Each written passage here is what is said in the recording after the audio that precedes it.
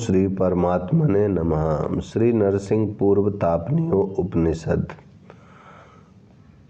देवताओं ने पूछा, प्रजापते अब यह बताइए भगवान के लिए वीरम यह विशेषण क्यों दिया जाता है, वे वीर क्यों कहे जाते हैं। इस पर प्रजापति उत्तर देते हैं, क्योंकि अपनी महिमा से वे सब लोकों, सब देवों, सब आत्माओं और संपूर्ण भूतों के साथ विविध प्रकार से क्रीड़ा करते हैं, सबको विश्राम देते हैं, निरंतर सृष्टि और पालन करते, उपसंहार करते और अपने अंदर लीन करते हैं, अतः वीर कहे जाते हैं।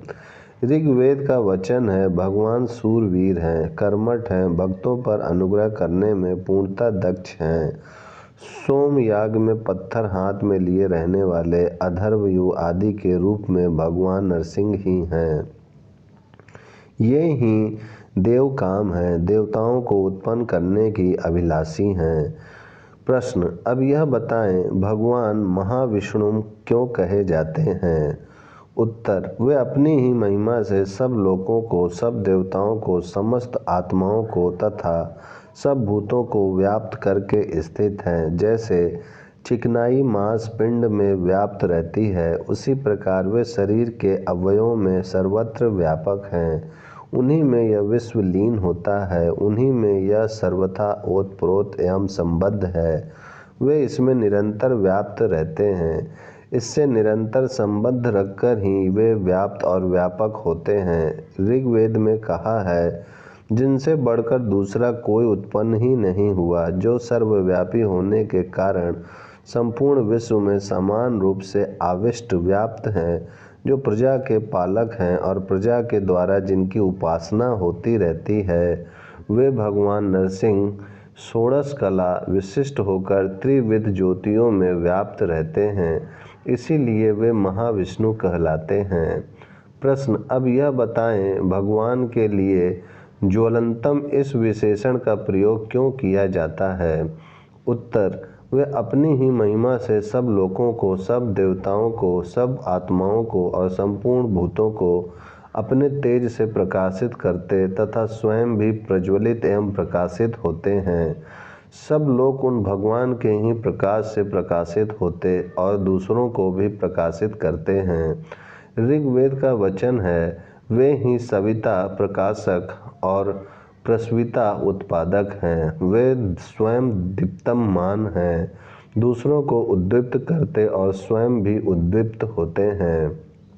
स्वयं प्रज्वलित होते हुए दूसरों को प्रज्वलित करते हैं, तप से हुए तपाते हैं तथा संताप देते हैं। स्वयं कांतिमान होकर दूसरों को भी कांतिमान बनाते हैं, स्वयं शोभायमान होकर दूसरों को भी सुशोभित करते हैं तथा परम कल्याण स्वरूप हैं। इसीलिए उनके लिए ज्वलंतम विशेषण का प्रयोग किया गया है।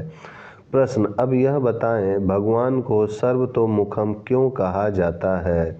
उत्तर वे अपनी ही महिमा से सब लोकों, सब देवताओं, सब आत्माओं और संपूर्ण भूतों को स्वयं इंद्रिय रहित होते हुए भी सब ओर से देखते हैं, सब ओर से सुनते हैं, सब ओर से जाते हैं, सब ओर से ग्रहण करते हैं, सर्वत्र गामी होते हुए सब स्थानों में विद्यमान रहते हैं। ऋग्वेद में कहा है, जो सबसे पहले अकेले था, जो स्वयं इस जगत के रूप में प्रकट हो गए, जिनसे इस विश्व की उत्पत्ति हुई है, जो संपूर्ण भुवन के पालक हैं, प्रलय काल में समस्त भुवन जिनमें विलीन होता है, उन सर्वतोमुख सब और मुख वाले भगवान को मैं नमस्कार करता हूँ। इस श्रुति में उनका सर्वतोमुख नाम प्रयुक्त हुआ है, इसीलिए उन्हें सर्वतोमुख कहते हैं। प्रश्न अब यह बताने की कृपा करें कि भगवान को नरसिंहम क्यों कहा गया है। उत्तर संपूर्ण प्राणियों में नर मनुष्य अधिक पराक्रमी तथा सबसे श्रेष्ठ है।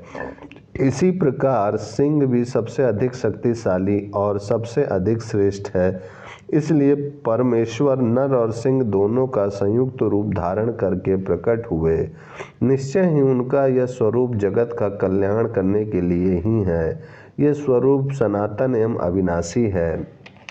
ऋचा कहती है, भगवान विष्णु मृग अर्थात सिंह रूप में स्थित होकर उपासकों द्वारा स्तुत होते हैं।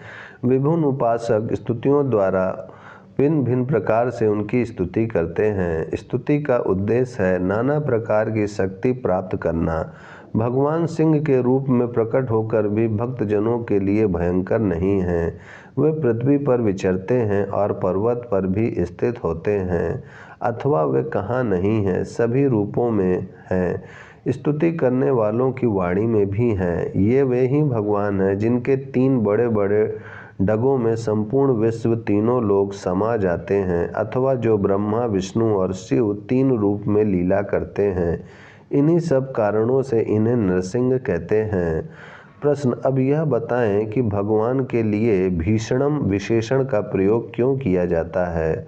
उत्तर, इनके भीषण रूप को देखकर सब लोग, समस्त देवता और संपूर्ण भूत प्राणी भय से घबराकर भागने लगते हैं, किंतु ये स्वयं किसी से भी भयभीत नहीं होते। इनके विषय में ऋचा कहती है, इनके भय से ही वायु चलती है, इनके भय से ही सूर्य ठीक समय से उदित होता है। इंद्र, अग्नि और 5वीं मृत्यु, ये सब भी इनके भय से ही अपने अपने कर्तव्य का पालन करने के लिए दौड़ लगाते रहते हैं। इसीलिए इनको भीषण कहा जाता है। प्रश्न, अब यह बताना चाहिए कि भगवान को भद्रम क्यों कहा गया है। उत्तर, इसलिए कि भगवान स्वयं भद्र कल्याण स्वरूप होकर सदा सबको भद्र कल्याण प्रदान करते हैं। वे कांतिमान होकर दूसरों को कांतिमान बनाते और स्वयं शोभा संपन्न होकर दूसरों को भी सुशोभित करते हैं तथा साक्षात कल्याणमय हैं। ऋग्वेद भी कहता है, देवताओं यज्ञ भगवान का आराधन करते हुए हम लोग अपने कानों से भद्र कल्याण का श्रवण करें, नेत्रों से भद्र कल्याण का ही दर्शन करें, अपने सुदृढ़ अंगों तथा त्रिविध शरीरों द्वारा भगवान का स्तवन करते हुए हम लोग ऐसी आयु का उपभोग करें जो हमारे उपास्य देव भगवान के काम आ सके। इस श्रुति में भगवान का नाम भद्र आया है, इसलिए उनको भद्र कहते हैं। प्रश्न, अब यह बताना चाहिए कि भगवान के लिए मृत्यु मृत्यु मम यह विशेषण क्यों प्रयुक्त हुआ है। उत्तर, इसलिए कि वे स्मरण करते ही अपनी महिमा द्वारा अपने भक्तों की मृत्यु और अपमृत्यु अकाल मृत्यु को भी मार डालते हैं। ऋचा भी कहती है, जो आत्मा अपना स्वरूप और बल प्रदान करने वाले हैं, संपूर्ण देवता जिनके अनुशासन का नतमस्तक होकर पालन करते हैं, जिनकी छाया जिनका आश्रय अमृत रूप है, जो मृत्यु के लिए भी मृत्यु रूप हैं, ऐसे एक देवता भगवान नरसिंह की हम हविष्य द्वारा अपनी ही भेंट अर्पण करके उपासना करते हैं। इस श्रुति के अनुसार भगवान का नाम मृत्यु मृत्यु भी है, इसीलिए उन्हें मृत्यु मृत्यु कहा जाता है। प्रश्न, अब यह बताना चाहिए कि मंत्र राज अनुष्टुभ में नमामि इस पद का प्रयोग क्यों किया जाता है। उत्तर, इसलिए कि जिन्हें संपूर्ण देवता मुमुक्षु तथा ब्रह्मवादी मुक्त पुरुष भी नमस्कार करते हैं, उन्हें नमस्कार करना उचित ही है। ऋचा भी कहती है, वे ब्रह्मा और वेदों का भी पालन करने वाले हैं। उन्हीं को लक्ष्य करके ब्रह्मा स्तुति के उपयुक्त मंत्रों का पाठ करके भगवान को नमस्कार करते हैं।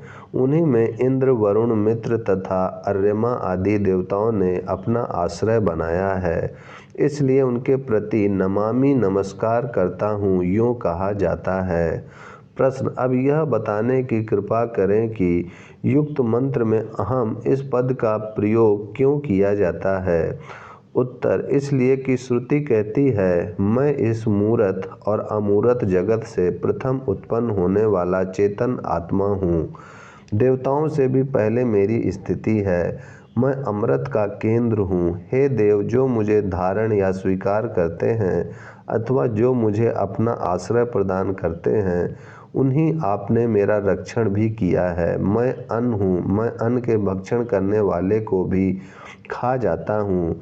मैं संपूर्ण विश्व को सूर्य की ज्योति की भांति अपने तेज से तिरस्कृत कर सकता हूँ। जो इस प्रकार जानता है वही यथार्थ उपासक है। यह महोपनिषद है। ओम शांति शांति शांति।